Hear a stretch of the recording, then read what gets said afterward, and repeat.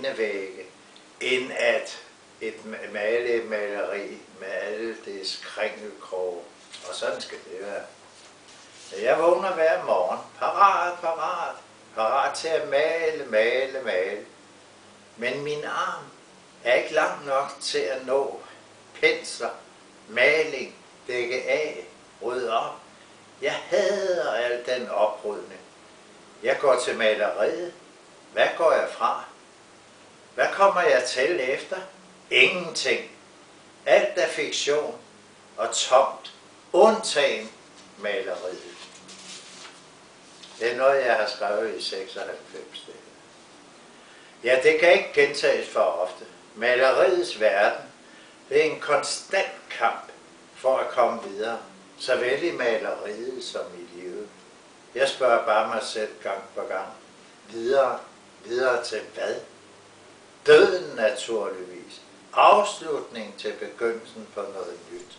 Jeg har nu fået fornøjelsen af at skal kommentere de billeder, vi skal se her. Vi ser en række af Ole Possing's helt nye værker. Som vi kan se, så er der virkelig arbejdet med penselstrøg og med farverne, som jo er utrolig mangfoldige.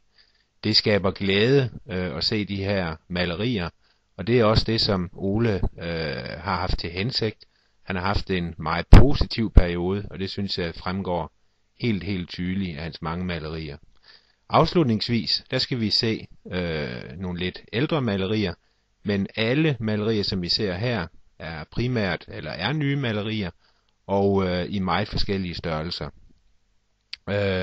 Det er sådan, at Ole Possing, han maler ofte i serier, og her der ser vi faktisk en serie på 23 malerier, og som sagt, så vil vi slutte af med 2 lidt ældre malerier, og det allersidste maleri, som I vil se, det er blevet skabt på hans tur til Frankrig, hvor han havde rigtig mange oplevelser, som vi vil fortælle om ved en senere lejlighed.